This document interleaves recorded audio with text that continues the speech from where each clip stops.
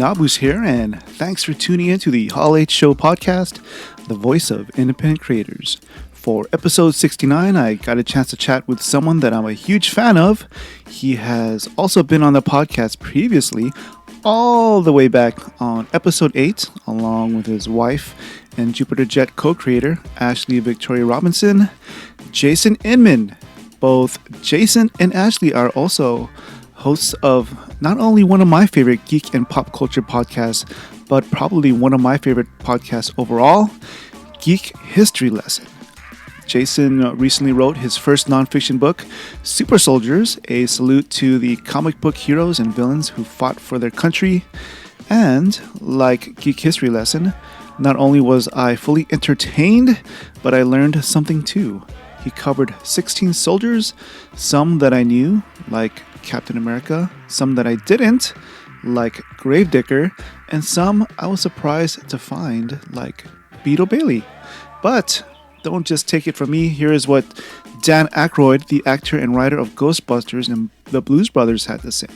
Quote, Jason Inman provides a manual which utilizes and analyzes subtext to offer psychological profiles of our favorite superheroes, viewed in the context of their fictional experiences as warriors and veterans in the U.S. Armed Forces. He demonstrates vividly and entertainingly how the superhero pantheon is firmly rooted in the disciplines, lore, and traditions of American combatants throughout history. The creators of all these characters took a good look at real-life military heroes for their inspiration, and now Mr. Inman makes this link clear. End quote. While I loved learning about each character's military perspective and the reflection of society in each of their respective times in history, perhaps what I loved even more are Jason's personal anecdotes of his own U.S. Army experiences in Iraq. There are some very heartfelt moments in this book. Super Soldiers is available now for purchase. There is a Kindle and paperback version on Amazon, and if you will be in the Los Angeles, California area on Saturday, June 22nd, 2019 from 11 a.m. to 12:30 p.m., he will be doing a book signing at Earth 2 Comics in Sherman Oaks. Please enjoy my conversation with Jason Inman. Hey everybody, welcome back to the Hall H Show podcast. I'm joined by one of my favorite people.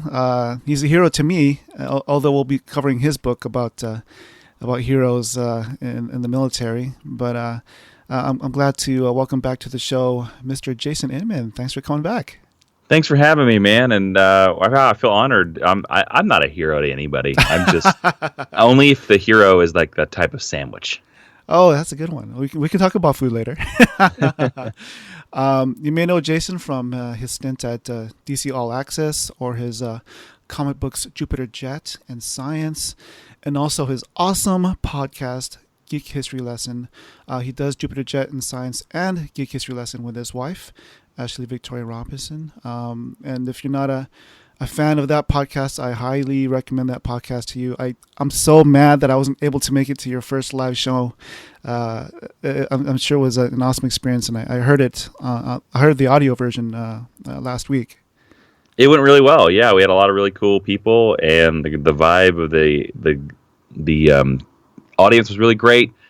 And it's just really cool if you could talk about the Avengers with a Marvel villain on stage. That's Mr. Ryan Sands. It was a fun time. I'm sorry to say you missed it. Yeah.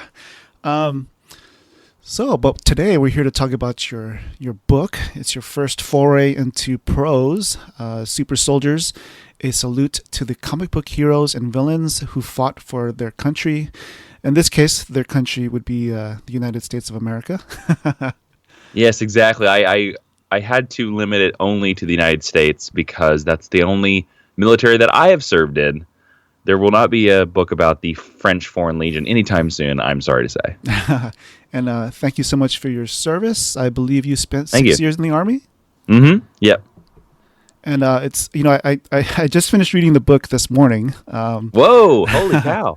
Yeah, and thank you for the review copy. Thanks for reading it. Yeah, he sent it to me like 3 days ago, and I had meant to sort of get started it on Friday, but Friday's it's a day you go out to hang out with your friends, and I had a late start on Saturday. But so I guess you could say it's a fast read. It is a fast read. I couldn't stop reading it. Oh, nice. Thanks, man. Yeah, and I loved how you interwove, like you said, your experience in the military. You had really good, anecdotes in there, and I can't wait to talk to you about them. And I also watched your video of your unboxing, and I thought that was pretty cool because, when you were talking about it, you said that you cried. I guess the first time you talked about Jupiter Jet, or you had talked about the book initially. And I was expecting you to cry for the unboxing of the Super Soldiers, but you didn't cry. But I'm kind of curious, how was that experience for you? Just sort of unboxing that box and seeing your book, and holding it for the first time. Well, it's interesting because even though I had the PDF proof of the complete book that I sent you for, I don't know, maybe about a month now, Mm-hmm. it's a different feeling when you actually physicalize something. It's like the same thing when people say, "Oh, I've seen pictures of the Grand Canyon," but you've never actually seen it until you go there. It's that same type of feeling. It was quite amazing to see it, and again, it's an amazing feeling to see this thick tome.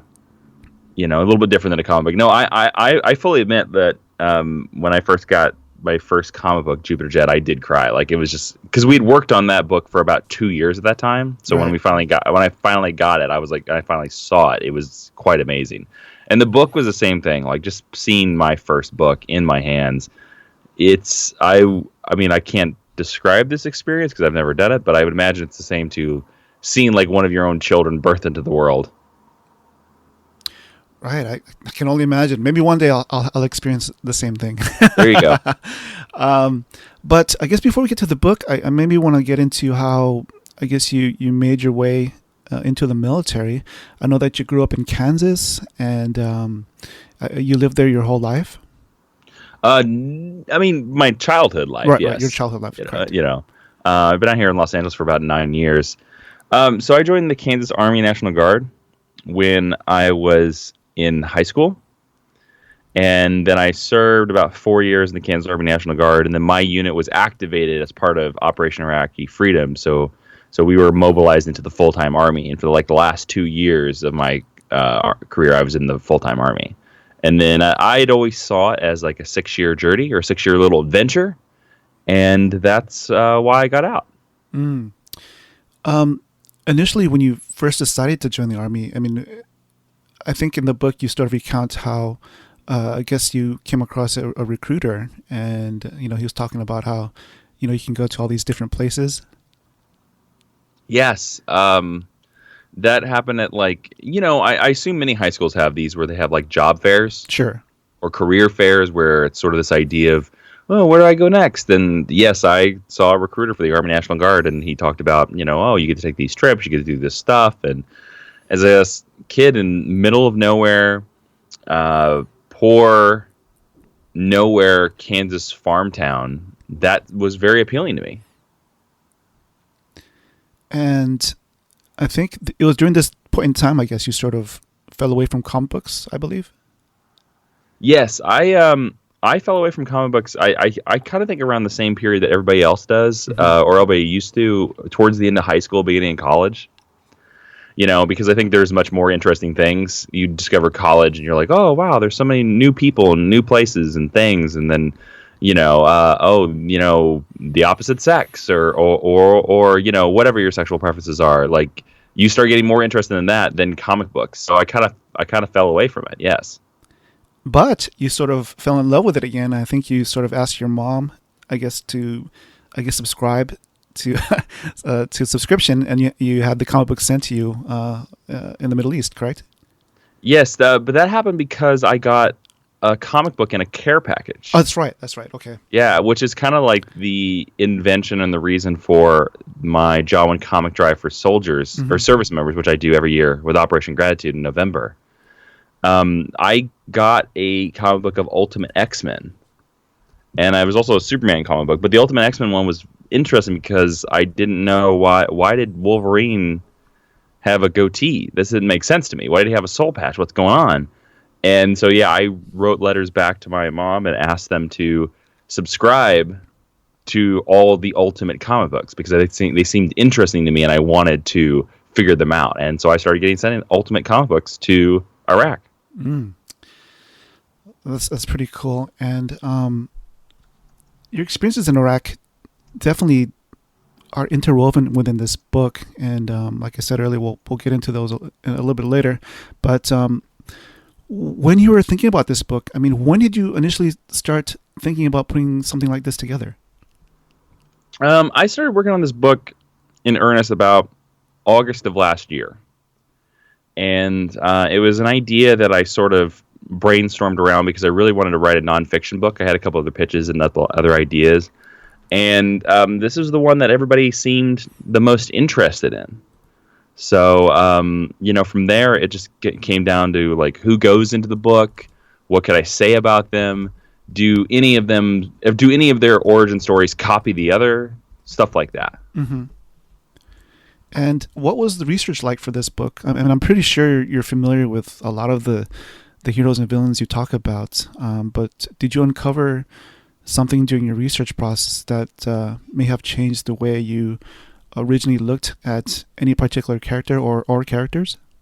I mean, this book changed the way I looked at a lot of characters. The research was basically reading a lot of comic books. Mm-hmm. That really is what it was. It was reading a lot of the comic books, noting down themes, noting down characters, noting arcs and feelings and military stuff.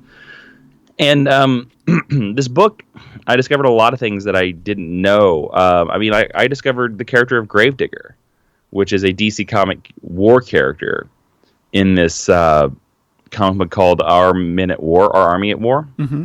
And I'd never heard of him before. And he's a war vet who, of course, is an African-American serving during World War II. And at that time, you could only be a cook or a gravedigger if you were an African-American serving in the military. And it's about his journey from gravedigger to full combat soldier. And it's really fascinating. He's such a great character, and I would love to see DC bring him back. And then, other characters I grew fondness for. I knew who Captain Atom was. I knew who that character was. I never really thought he was that great because he's usually the guy that comes into situations because he's more powerful or equal powerful as Superman. And he points a finger at Superman and says, "Don't do that because the government told me to tell you to say that." And through this book and through the research and reading his original adventures and finding out that he's a time-lost veteran, that he actually is from the 1960s. And there's sort of a Captain America riff in there, but Captain Atom takes more advantage of the time-lost soldier, time-lost service member angle than Captain America does. And I found myself really empathizing, really aligning myself with Captain Atom more than I did before this book. You mentioned the Gravedigger earlier, and I'm not familiar with Gravedigger myself, but I kind of like how you sort of put the Captain America chapter first and then the Gravedigger chapter after that. One quote here that I thought that was a pretty standout quote was the one where you said, quote, "In many cases, Ulysses, which is Gravedigger's name, is a better soldier than Captain America. In the previous chapter, I explained how Captain America was almost more of an ideal than a man. Ulysses, on the other hand, represents the man, a man's drive to push through and be accepted because he knows he is the equal, if not the better, of every other soldier in the army." And I thought that was pretty profound. Yeah, thanks, man. I can write good when I want, I guess. Yeah, that's exactly right. Captain America, that's another discovery I made probably prior to 1980, is a symbol, not a character. He is this red, white, and blue guy that just walks around and does stuff because America believes it. And that's, it's not really that engaging. It's not really that exciting. And it's when writers like Roger Stern and Mark Gruenwald and even Ed Brubaker's more modern run sort of look at the man beneath the flag, that's when Captain America becomes something more akin to what we see in the Marvel Cinematic Universe movies as well. And that's, again, like Gravedigger from the very beginning is about a man struggling, like right out the gate, whereas Captain America is not. And that's kind of the point I was trying to make in that statement. Mm-hmm. And I also enjoyed your chapter about Sergeant Rock. And you sort of recount how, I guess, you have the story of your grandfather during World War II, where I guess by virtue of being the new head of the family, because your great grandfather passed away, he was sent. Your grandfather was sent home after being drafted, because he had to assume the responsibility, and how that was probably responsible for you being alive, because who knows what might have happened if he had been sent abroad. And for me, this was sort of reminded me of my dad, because my dad was born in 1941 when the Japanese invaded the Philippines, and during the mad scramble to evacuate where my dad was living at the time, he was left in the kitchen by himself. And at that time, the Japanese were throwing babies in the air and killing them with their bayonets. And if it wasn't for my grandma's sister, who went back from my dad, who knows where I would have been right now. That's crazy, man. Wow. Yeah, it's an interesting thing. Is there anything that you can remember from, I guess, when your grandfather was telling you the story? I mean, obviously he would have fulfilled his duty and he would have went. But what were his sort of like thoughts during that time period? If you can sort of add some, some sort of background to that a little bit. The most interesting thing I can remember my grandfather talking about, because he was very curious when I first joined up, and he was very curious about talking to me and asking me certain questions. The thing I remember him talking about the most is the duck walk. Oh yeah, you mentioned that in the book. Yes, he was still remembered the duck walk. And the duck walk, if anybody that's been in the military knows what I'm talking about. When you go to MEPS, which is, I believe that stands for Military Examination Processing System or something like that. But anyway, it's where you process before you go in. They give you a complete physical, and they make you take like little tests and stuff like that. It's where they make sure that you're fit for military duty. Well, they had them back then.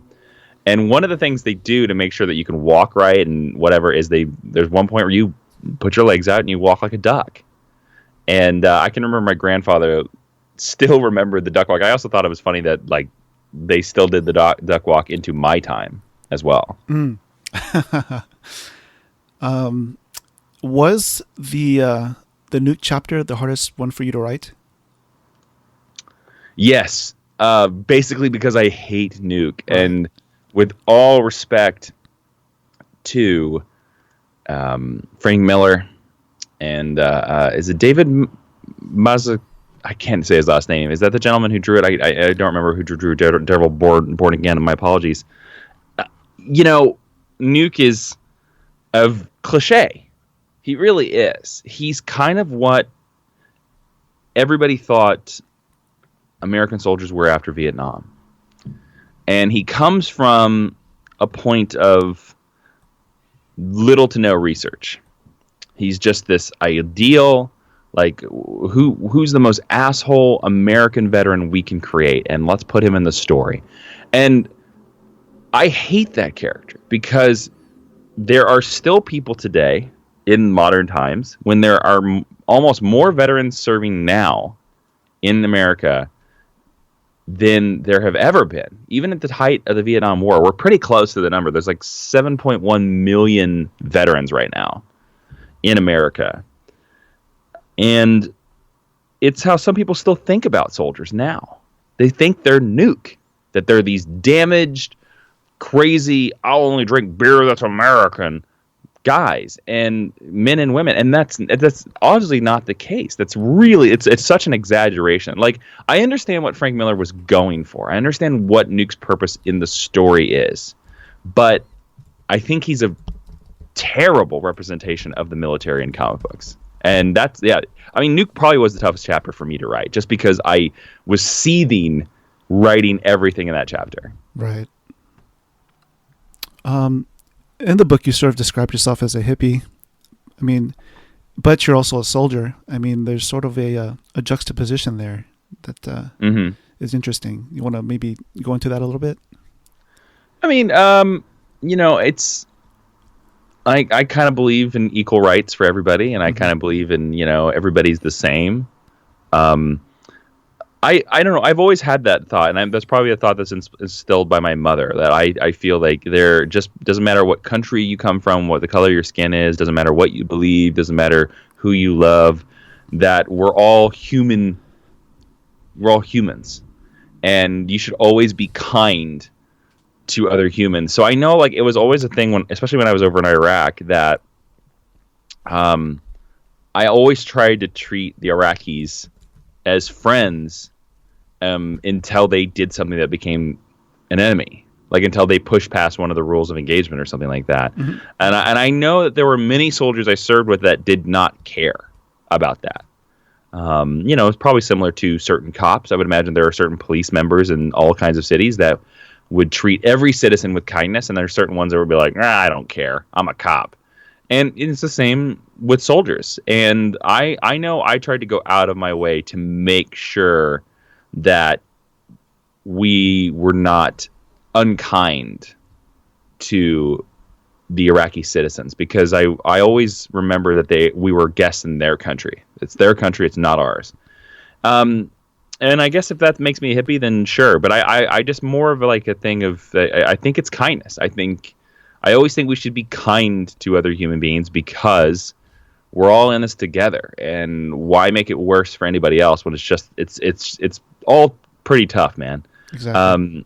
But yeah, I was never the America F yeah guy. Like, I'm very patriotic, but I also realize that the American government can do stuff that's wrong. The American military can do stuff that's wrong, and I think the best soldier is one who is truly a protector. Most people view the soldiers as killers, and that is not a soldier's role, especially when you look at all the core values that every service member in every branch are taught. We're taught honor, we're taught integrity, you can look them up, they're Googleable, they're public knowledge. And they're beat into us in basic training, these moral and these values. And that's why I look at service members as protectors. We're not killers, we're protectors.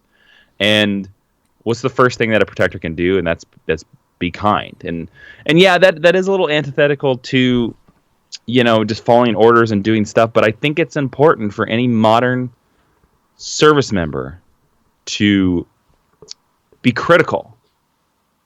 There were plenty of Nazis after World War II who just said, and during the Nuremberg trials, hey, we were just following orders. And that is not a valid excuse. If an order is wrong, don't follow it.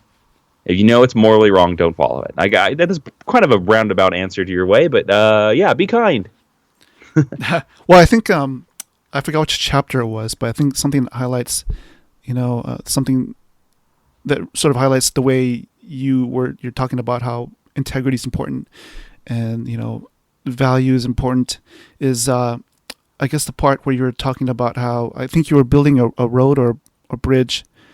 And after it was all said and done, you were building it for the Iraqis, but it was mostly, I guess, the U.S. military that was using that road. And so, yes. So I thought that was, I was like, wow, that's interesting. Yeah, it was one of those situations where over in Iraq, our convoys, the United States military convoys, were going to use that road more than the Iraqis were going to use that road. So it seemed a little weird, like we were helping their infrastructure just so we could use their country better.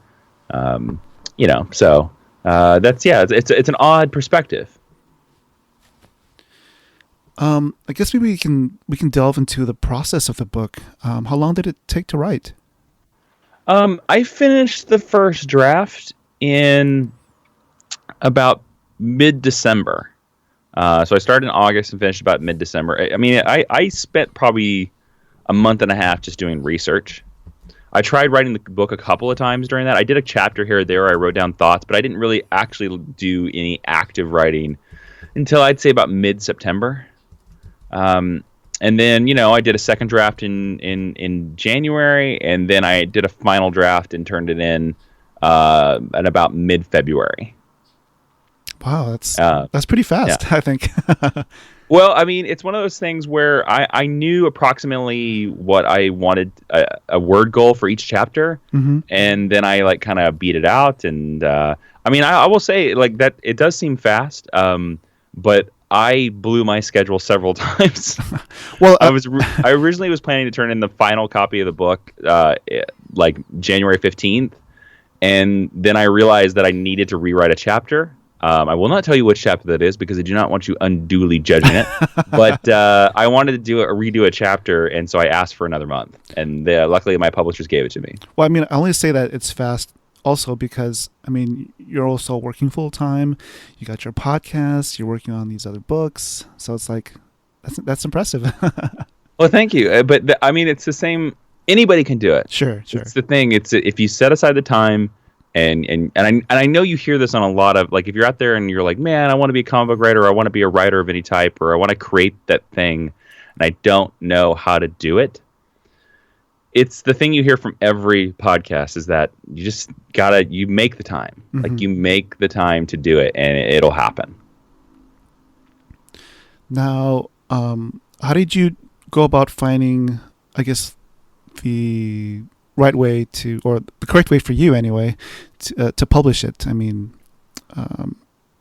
well, it's fun story. I actually was working on another book. I have another nonfiction book that is actually about Superman, and I've sort of been noodling around with that one for about 4 years now. And the reason why you might be like, well, why is that one taking so long? Well, it's because that one involves an oral interview element. So I've been trying to track down Superman creators for quite a while, and and I won't say what it is because with hopes that I someday publish that. But I was pitching that book to my publisher,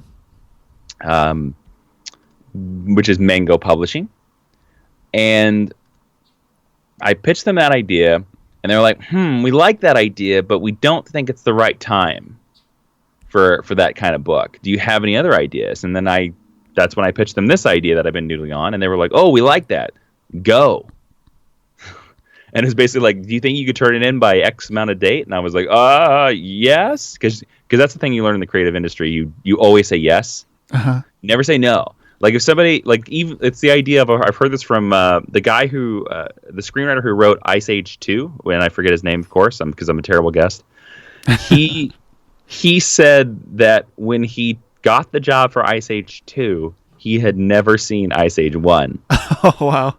So he was like, I loosely knew what Ice Age 1 was about, and da-da-da-da. And so they were talking about ideas, and he sort of pitched them a rough idea, and they loved it. And they were like, do you think can you write Ice Age 2? And it was his first job ever in writing. And he was like, of course I can. Because you never know when the job is going. So if a publishing company says, hey, we want to publish this book, can you do it by X amount of days? You say, yep, yes, I can. Yeah, my friend Brian Tillman, he has a how to promote and pitch yourself panel at Comic-Con. And one of his things is that you sort of have to sort of be able to BS your way to the truth to some regard. Yeah. That's exactly right. Like you sort of have to fake it all. And how did you find Mango Publishing, or was it Mango Press, or? It's Mango Publishing. It's a friend of mine, Alicia Malone, who's a much more famous and much more talented person than I am. She works for Turner Classic Movies, and she's done a bunch of stuff for Collider, and she had her books published through Mango Publishing. So when I was looking for a home for that previous nonfiction book, I reached out to Alicia, and she hooked me up with them. And I mean, it seemed like the pitching process for this book went relatively quick. I mean, was it just like one meeting and they said, yeah, we're in, or how did that go? Well, that's basically it. It wasn't. I had a phone call with them, and then it proceeded to a bunch of emails, and the emails were where I pitched the idea of this book. And I will say that they approved the pitch on this book only off a paragraph. Oh, okay. So that just goes to show, like, if your paragraph's good, then you can get anybody on board. But yes, it was much easier than I thought it would be. And is there anything else you'd like to add concerning the book? I know you have like a signing coming up, right? Yes, I have a signing, but I forget all the details. I have a signing at Earth 2 in Sherman Oaks, which is in Los Angeles. It's it's one of Jeff Johns' stores. And that is Saturday, June 22nd from 11 a.m. to 12:30. So if you're in the Los Angeles area, that is a great place to go. And they're also having a sidewalk sale that day. So don't come all the way for me. Just, come get some great comics. And then Super Soldiers will be there. I'll sign the copy of the book. You can pick it up, man. It's pretty awesome. I also say, like, if you're a fan of my podcast, Geek History Lesson, where we teach you about characters in less than an hour, it has the same kind of tone of Geek History Lesson. It's, it's a little irreverent, but it's a little truthful, and you're going to learn something. And if this opens your mind to a new perspective of any of these superheroes, then I would consider it a job well done. It's edutainment at its best. There you go. I guess we'll do a quick little thunder round. It's sort of a thunder round based on your book. It's not really completely random, but Sure. Here we go. All right. If you had a choice to paint whatever you wanted on the 3 murals that you were painting in your barracks, what would you have painted? Oh, Lord. Well, I guess what we could sort of a little insight on is that in the book, Jason was talking about how his your sergeant made you. They found out that you were a painter, and they asked you to paint these walls that were that needed some love, and then they wanted to. Was it specifically the mascot and what was it again? It was like just a bunch of like the seal of the unit and this random military stuff. Mm-hmm.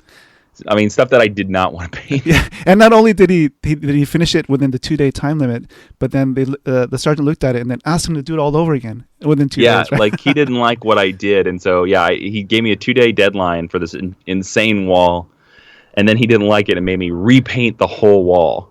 Was it just one wall or 3 walls? Or? Oh, it was like a room, and it was like 3 walls in the room because the 4th wall is windows. Okay. But I look at it as one wall, weirdly, for me. Okay. Well, if you were to repaint that one wall with anything that you wanted, what would you paint? It probably would have been superheroes, man. I probably would have put Superman on there, obviously, because at least Superman and Batman are fun to paint and draw. Right. But good lord, like bulldogs and military logos. Also, like, you have to match the military logo. Like, that's the hardest thing about that, or the unit crest or whatever. And those are not easy. Yeah. I had one of my best friends. He was in the Air Force, and when they found out that he'd draw and paint, they asked him to do the nose art on the airplanes. Yeah.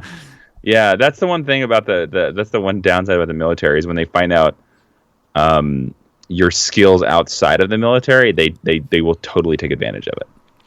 All right. The next question is, which hero or villain in your book do you feel the most empathy for? Ooh. I mean, it's hard not to say Frank Castle. And by that, I don't really approve of the Punisher. I don't want to glorify him or make him a hero because he's totally a villain. Mm-hmm. But when you research his various origins and you look at Frank Castle, he is a mentally disturbed man before he even went in the military. And the military just doubled down on that. Like there's a lot of people that try to make it the words like, oh, it's the death of his family that broke him. And it's not. If you read a lot of his comic books, it's not. He was troubled before that happened. And I think that he really needs counseling. And so I feel bad for him because I think if Frank could just get some good mental health counseling, he would put his weapons down. Mm-hmm. But it's the fact that he started shooting people immediately, and so people are like, oh, I'm going to fight him too. And that just feeds him. He loves it.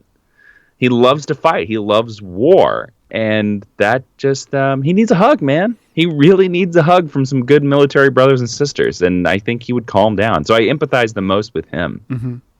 Yeah, I mean, we definitely don't have enough hugs out there in the world. That's for sure. Yeah.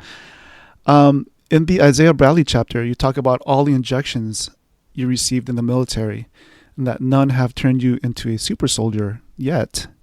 If one day you become a super soldier out of the blue, what powers would you want, and what would be your name? Oh man, my name. The name is the hard part of that one. You know what? The power I've always wanted is invulnerability, because I hate getting sick, and hopefully my invulnerability would be like Superman's, so it would sort of make me immortal. Mm. And so hopefully I'd be immortal and invulnerable at the same time. And my superhero name, let's just go with Bulldozer. There you go. That's a good one. You know, because you guarantee, man, if I'm invulnerable, like I'm gonna run through. Well, I guess, but does it make me super strong? Like, can I run through walls, or like is that just impossible? It's probably impossible. I don't know. Physics wise, I'm not sure if you could. Yeah. If you were able to see and talk to the three boys you mentioned in the book, what would you say to them? Oh, so this is a reference to the three Iraqi brothers that I met, Sahad, Fahad, and Abbas, that I befriended over there. Man, one, I don't know if they would remember me. But I think if I saw them, I think I honestly would apologize. Like, I'd apologize for us being in their country, and I would apologize for, changing their lives. Because we really shouldn't have been there. Mm-hmm. And I think I would, I would try to give them money of some type, or try to give them some sort of charity that would hopefully improve their lives as sort of an apology. That, that's kind of a weird answer, but I think that's what I would do. Mm-hmm. What superhero mentioned or villain in your book would you want as your battle buddy? Oh, Rhodey. I think I say that in the book too. War Machine. James Rhodey Rhodes. He's the ultimate battle buddy, dude. He will always be in your corner, because there's so many times where he should have abandoned Tony Stark, where Tony Stark is just a real prick to Rhodey, and Rhodey stays with him. So if I can have anybody in my corner, Rhodey. Also, the War Machine armor is so much cooler than the Iron Man armor. So yeah. It's funny you mention that, because I too would probably pick Rhodey, but also for the fact that out of all the characters you talk about in the book, he's the one that I'm most familiar with, because I grew up a huge Iron Man fan. Me too. Were you kind of in the same boat as me? When you started reading Iron Man, was Rhodey Iron Man? No. I started reading much earlier, during the early 80s. And then, then I subsequently looked back at the 70s issues, during the back issues at my local comic book store. So I think by the time I was reading Iron Man, he was either going through his alcoholism period, or it was just before that. Oh, interesting. So yeah, but I just have a pretty like I said, I have an affinity toward Rhodey, just because of the whole Iron Man thing, and I also view him, you mentioned in the book, as he's not a sidekick but more of a partner. Yeah, he is. He's very he's very interesting in that fact, because they could have just as easily made him Tony Stark's sidekick, and they sort of have in the movies, but he's sort of as well never been that in the comic books. He was just like a support. He was kind of like Alfred. He's a supporting character, and then when he got his own armor, he became Iron Man. He was Iron Man in that title, and then when the War Machine armor popped up, they spun him off into a War Machine book. Right. So it's a very interesting journey for him. And then he goes on to West Coast Avengers. Yes, and to be a leader, he leads the Avengers team. Right. Which he should, because he's one of the few that actually has military experience. That's right. Um, I guess going back to the book, you write about 17 heroes and villains, and you even write about Beetle Bailey. Yes. Now I've had some people giving me some guff on that because they say Beetle Bailey is a comic strip character, and that's true. But there was a time in the 60s, or in maybe the late 50s, I forget the exact time, where they collected Beetle Bailey in comic books, and they called them Beetle Bailey comics. And it was literally they just reprinted the strips. So Beetle Bailey has been a comic book, but Beetle Bailey is probably the most accurate depiction of being a service member, because we all have superior officers that we don't like, and we all have jobs that we don't want to do, and we want to just take a nap by a tree. That's true. Naps by a tree never hurt anybody, right? That's right, man. Naps are good. So what's the next after this book? I mean, will there be a sequel of sorts or no? I don't see a sequel to this book. I don't, to be honest with you, I'm not quite certain. So my work in television is keeping me quite busy right now, and I'm trying to focus on that. Well, I guess the only reason I ask is because I know you're a huge Fantastic Four fan, and I was wondering why the Thing wasn't in this book. Well, it's because so this is the thing, and I've been prepared for this because obviously I can't include every character, of course, that is served in this book. I didn't include the Thing in this book because Ben Grimm and Mr. Fantastic's military service has been retconned out of their history. Mm. Now they're both World War II veterans, and obviously Ben Grimm and Mr. Fantastic obviously can't serve in World War II and be leaders of the Fantastic Four. So that's the reason why I didn't include them in the book. It had to be people that were like in most versions of their story, the military service is kept. And the Fantastic Four kind of abandons that back in the 80s, that they're war veterans. I had no idea. I thought they still kept. Yeah. Okay.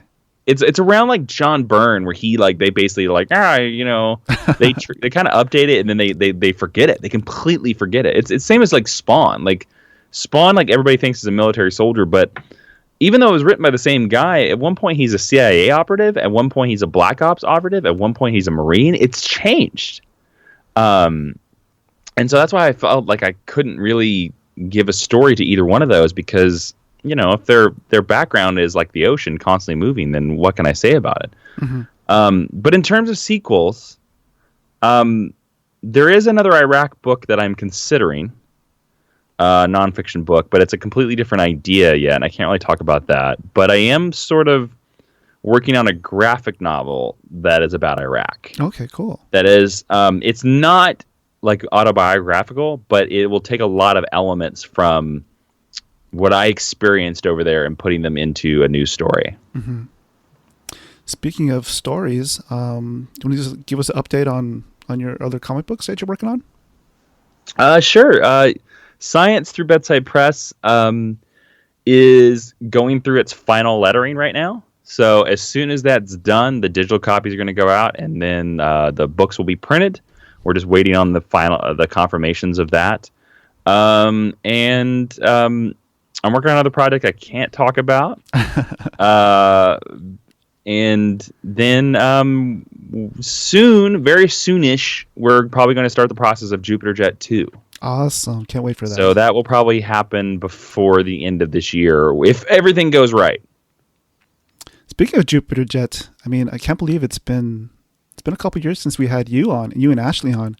I think you were on episode 8 of the Hall H show, and I think we recorded it at a restaurant. Yes, we recorded it at Jerry's Deli. That's right, Jerry's Deli. It was one of my best podcast experiences ever, man, where I could eat and podcast at the same time. That's great. It was awesome. Me and Alex drove up to LA to meet up with you guys. So that was a fun time. I enjoyed that experience. Yeah. I appreciate you guys taking the drive. Mm-hmm. What else? I guess you mentioned your Operation Gratitude that you do every year. Why don't you go ahead and plug that again? Because I think that's something important. Well, sure. That's every November. I team up with Operation Gratitude, and I basically direct people to donate to Operation Gratitude, which you can find online. They're an organization that packages up care packages to deployed service members, wounded veterans, and even their families that the service members have left behind. Say the idea of the kids getting a Christmas present. Operation Gratitude will send the kid a Christmas present from the deployed service member. It's a great organization. And the reason why I do it in November is because that's when Veterans Day is. And if you're, and I get this question all year, so I'm going to head it off at the pass right now. I love this question, but also at the same time, I'm not UPS. You can donate your comics to Operation Gratitude all year long. All year long. You do not need me. Their full information, their address and stuff like that is on their website. And the drive that I do, I never hand deliver any of these comic books. I'm literally just kind of setting up the signal flare for Operation Gratitude and comic books and trying to increase their donations, right before Christmas. So that's why I only do it in November. But if you want to donate your stuff, and they take all kinds of supplies, they have a full list on their website, operationgratitude.com. Donate all year long. Don't just wait for November. Do it all year long. And the only reason I say that is because I get probably a message every single week where somebody's like, "Can I send my comics to you?" And I am always like, "Well, they're not actually coming to me," and I only do it during November. Cool. Is there anything else that you want to add? I guess regarding the book that you would like our audience to know about. No, this is just that it's available for pre-order right now on Barnes & Noble, Amazon, IndieBound Books. You can also order it through your local comic book shop if you so desire. And if your comic book shop tells you that they can't, they can. Just tell them to order it through Ingram Publishing. They can do that. That's a little publishing service that's through Diamond. Mm-hmm. But Amazon is the best place if you want to make the biggest difference, because pre-orders really help books on Amazon. And if you enjoy this podcast, if you enjoy Geek History Lesson, then I think you're going to enjoy the book. Yeah, I hope they do, because I mean, you read it. What would be your review? Oh, I'm gonna put you on the spot. I put me on the spot. Like I said earlier, it's a fast read, and once I started, I couldn't put it down. For me, there's a whole lot in here that I didn't know about. I mean, your insights on characters such as Sergeant Rock, even Gravedigger is something that I found fascinating. So I found it like you said, like your podcast. It's both entertaining and educational. Mm-hmm. It's edutainment at its finest, basically. Oh, thanks, man. Yeah, and I can't wait to read whatever you have coming down the pipeline.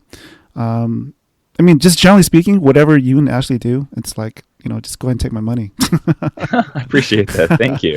It's high praise, man. Yeah. Where can people find you online? The book? The book and you. Oh, okay. You can find me online at Jawin, JWIIN, on Twitter, Instagram, and YouTube. And Geek History Lesson, our podcast, is on iTunes, everywhere you listen to podcasts. And then, the book is available for pre-order on Amazon and all kinds of places.